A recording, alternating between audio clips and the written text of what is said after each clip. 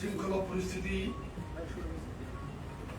বিষয়ে বাংলাদেশ জাতীয়তাবাদী যুব দল, বাংলাদেশ জাতীয়তাবাদী স্বেচ্ছাসেবক দল ও বাংলাদেশ জাতীয়তাবাদী ছাত্র দলের যৌথ সম্মেলনে উপস্থিত প্রিয় সাংবাদিক ভাই বোনেরা, আমরা এক তীব্র মানসিক যাতনা নিয়ে আজকের সংবাদ সম্মেলনটি করতে যাচ্ছি।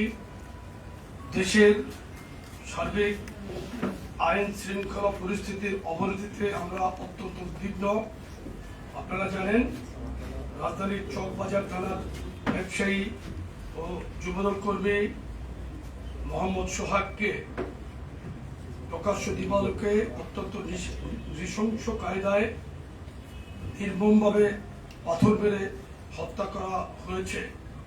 এমন নৃশংস বর্বরতা প্রত্যক্ষ করে সমগ্র জাতি স্তম্ভিত। আমরা এই নৃশংসতার তীব্র নিন্দা, প্রতিবাদ ও ধিক্কার জানাচ্ছি। সভ্যতার এই যুগে এমন আদিম বর্বরতা আমরা কোনোভাবেই মেনে নিতে পারি না। এই ঘটনায় সংশ্লিষ্ট ও ইন্ধন দাতা হিসাবে যাদের নাম এসেছে তাদের সকলকে, মামলায় যাদেরকে আসামি করা হয়েছে, আমাদের 3 সংগঠনের আমরা 5 জনকে গতকাল সংগঠন থেকে আজীবনের জন্য বহিষ্কার করেছি এবং আইন শৃঙ্খলা রক্ষাকারী বাহিনীকে আমরা জোর দাবি জানিয়েছি, উদাত্ত আহ্বান জানিয়েছি তাদেরকে অবিলম্বে অতি দ্রুত গ্রেফতার করে আইনের আওতায় আনার জন্য। সাংগঠনিক দায়বদ্ধতা ও জবাবদিহিতার জায়গা থেকে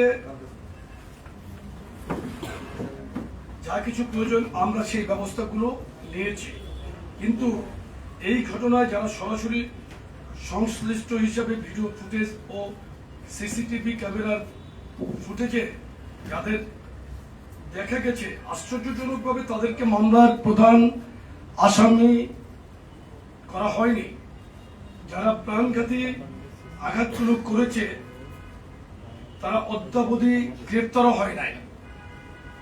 এর কারণ আমাদের বোধগম্য নয়। গণমাধ্যমে মামলার এজাহারে উল্লেখিত বাদীর মেয়ে বলেছেন, মামলার এজাহারে খুনের সাথে সরাসরি সম্পৃক্ত 3 জন খুনিকে পুলিশ কৌশলে বাদ দিয়ে নিরপরাধ 3 জনকে আসামি করেছে। ঘটনার 60 ঘন্টার বেশি সময় পেরিয়ে গেলেও খুনিদের খুনের প্রমাণাদি হাতে থাকা সত্ত্বেও অদ্যাবধি কেন মূল আসামিদের গ্রেপ্তার করা গেল না, এটা একটা বিরাট প্রশ্ন, রহস্য। এবং আপনাদের মাধ্যমে আমরাও জানতে চাই, কারা কেন এই 3 জন আসামিকে বাদ দিয়ে নতুন করে অন্য 3 জনকে আসামি করলো, এটা আমরা জানতে চাই। কারা করলো, কেন করলো, এটা জানতে চাই। আর ঘটনাটি বুধবারের, গতকালকে শুক্রবার এটা ব্যাপকভাবে প্রচারিত হয়েছে। 2 দিন আগের ঘটনা কেন গতকালকে প্রচার হলো, এর পিছনে কারা জড়িত সেটাকেও খুঁজে দেখতে হবে।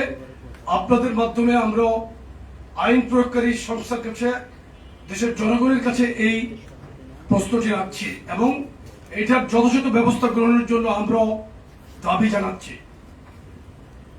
আপনারা জানেন, গত 5ই আগস্ট দীর্ঘ 1.5 যুগের অবর্ণনীয় নির্যাতন, নিপীড়ন, গুম, খুন, 16 লাখ গায়েবী মামলা, ইতিহাসের বর্বরতম ফ্যাসিবাদী নিষ্পেষণ থেকে দেশ ও জাতি ও বাংলাদেশ জাতীয়তাবাদী দলের নেতাকর্মীরা মুক্তি লাভ করে এই দীর্ঘ 16 বছর যাবৎ বিএনপি নেতাকর্মীরা নিজেদের জীবন, কেরিয়ার, পরিবার, ব্যবসা সহ জীবন ও সম্পদকে বিপন্ন করে এক বর্বর ফ্যাসিস্ট এক নায়কের বিরুদ্ধে মাঠের প্রতিরোধটুকু জারি রেখেছিল। তারা গুম, খুন, অপহরণ সহ নানামাত্রিক বর্বরতার নির্মম শিকার হয়েও কখনো মাঠ ছেড়ে যায়নি। গত জুলাইয়ের আন্দোলনে আমরাই সবচাইতে বেশি ত্যাগ স্বীকার করেছি। সর্বমোট যে শহীদের তালিকা আমরা অদ্যাবধি পেয়েছি তার প্রায় অর্ধেক সংখ্যকই আমাদের দলীয় নেতাকর্মী। কিন্তু গণঅভ্যুত্থানের সফলতার পর আমরা ক্রেডিট নেওয়ার নেশায় মোহগ্রস্ত না হয়ে শহীদের রক্ত নিয়ে ব্যবসা না করে স্বাভাবিক সাংগঠনিক কার্যক্রমে ফিরে গেছি।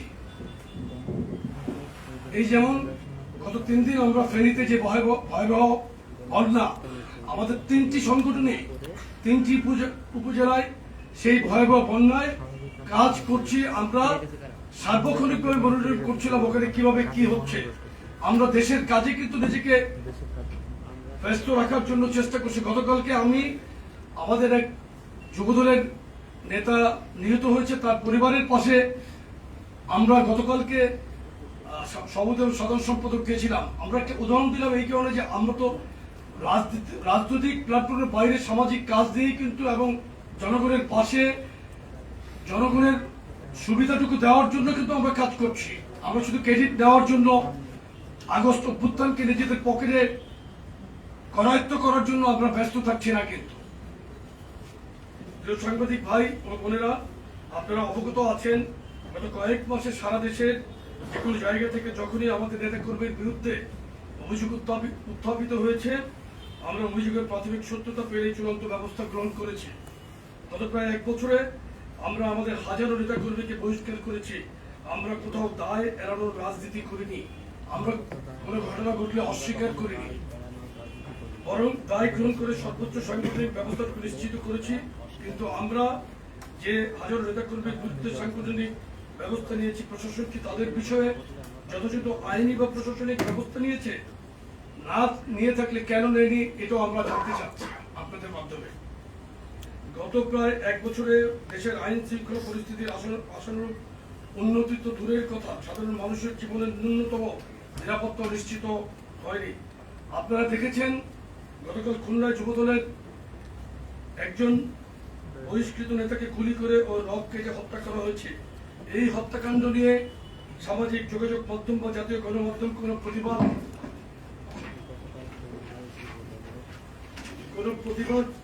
লক্ষ্য করা যাচ্ছে না। এমনকি চাঁদপুরে খুতবা দেওয়ার সময় একজন ইমামের উপর নারকীয় কায়দায় প্রাণনাশের উদ্দেশ্যে হামলা করা হয়েছে। আপনারা জানেন রক কেটে হত্যা করা একটি বিশেষ সংগঠনের দীর্ঘদিনের সহিংস রাজনীতি চর্চার এক অবিচ্ছেদ্য অংশ। গতকালের দুটো ঘটনাই কিন্তু তারা জড়িত ছিল। ইতিপূর্বে কুয়েটের অনাকাঙ্ক্ষিত ঘটনার পেছনেও তাদের প্রত্যক্ষ ইন্ধন ছিল। আপনারা দেখেছেন গত সপ্তাহে কুমিল্লায় মব তৈরি করে একই পরিবারের 3 জনকে নৃশংস কায়দায় হত্যা করা হয়েছে। ইতিপূর্বে ঢাকা বিশ্ববিদ্যালয়ের ফজলুল হক মুসলিম হলে তোফাজ্জল নামীয় এক নিরীহ যুবককে এবং পরবর্তীতে ছাত্রদল নেতা সাম্যকে বর্বর কায়দায় হত্যা করা হয়। ইতিপূর্বে প্রাইম এশিয়া বিশ্ববিদ্যালয়ের ছাত্রদল নেতা পারভেজকে প্রকাশ্য দিবালোকে ছুরিকাঘাত করে হত্যা করে বৈষম্য বিরোধী ছাত্র আন্দোলনের নামধারী স্থানীয় সন্ত্রাসীরা। বর্তমানে প্রশাসনিক ব্যর্থতার কারণে দেশের আইন শৃঙ্খলা পরিস্থিতি বিপর্যস্ত। একটি সুযোগ সন্ধানী বিশেষ গোষ্ঠী রাজনৈতিক উদ্দেশ্য প্রণোদিত সিলেক্টিভ প্রতিবাদ করে বিএনপি এবং তার অঙ্গ সহযোগী সংগঠনের বিরুদ্ধে উস্কানিমূলক কর্মকাণ্ড এবং তীব্র কুরুচিপূর্ণ বক্তব্য বিবৃতি দেওয়া শুরু করেছে। বাংলাদেশ জাতীয়তাবাদী দল বিএনপি ইতিমধ্যে দুষ্কৃতিকারীদের গ্রেপ্তার করে আইনের আওতায় আনতে সরকারের প্রশাসনকে অসংখ্যবার অনুরোধ জানিয়েছে, কিন্তু সরকার ও প্রশাসন এক্ষেত্রে মারাত্মকভাবে ব্যর্থ হচ্ছে। আমরা মনে করি সরকার পরিকল্পনা মাফিক প্রশাসনকে নিষ্ক্রিয় করে রেখেছে যাতে দেশে অরাজক পরিস্থিতি বিদ্যমান থাকে এবং এই অজুহাতে জাতির দীর্ঘ প্রত্যাশিত জাতীয় নির্বাচন বিলম্বিত করা যায়। একটি বিশেষ গোষ্ঠী যারা নির্বাচনের মাধ্যমে গণতান্ত্রিক পদ্ধতিতে উত্তরণ চায় না, তারা এই সুযোগটি গ্রহণ করে বিএনপি এবং বিএনপি শীর্ষ নেতাদের বিরুদ্ধে সহিংসতা উস্কানি দিচ্ছে। তারা চায় দেশে আরো অরাজক পরিস্থিতির সৃষ্টি হোক। সরকারের একটি অংশ তাদের এই দুরভিসন্ধিমূলক পরিকল্পনার অংশ হয়ে অপরাধ দমনে নিষ্ক্রিয় হয়ে পড়েছে। আইন শৃঙ্খলা পরিস্থিতির উন্নতির জন্য কোনো দৃশ্যমান পদক্ষেপ গ্রহণ করছে না। আমরা বারবার অনুরোধ করার পরও দুষ্কৃতিকারীদের গ্রেপ্তার করা হয়নি। আপনারা জানেন আগামী জাতীয় নির্বাচনে সমর্থন সহ নানা বিষয়ে তরুণদের মাঝে পরিচালিত এক জরিপের ফলাফল গত সপ্তাহে প্রকাশিত হয়েছে। এখানে দেখা গেছে যারা নিজেদেরকে তারুণ্যের একমাত্র স্টেক হোল্ডার হিসেবে দাবি করেন, জরিপে তাদের সেই দাবি বুমেরাং হয়েছে। বরং এদেশের তরুণরা বহু লড়াই ও সংগ্রামের পরীক্ষিত বাংলাদেশপন্থী শক্তি বিএনপিতে তাদের আস্থা ও বিশ্বাস রাখে বলে প্রতিবদ্ধ হয়েছে। আগামীতে বিএনপিকেই এদেশের অধিকাংশ তরুণরা ক্ষমতা দেখতে চায় বলে জরিপের ফলাফল উঠে এসেছে।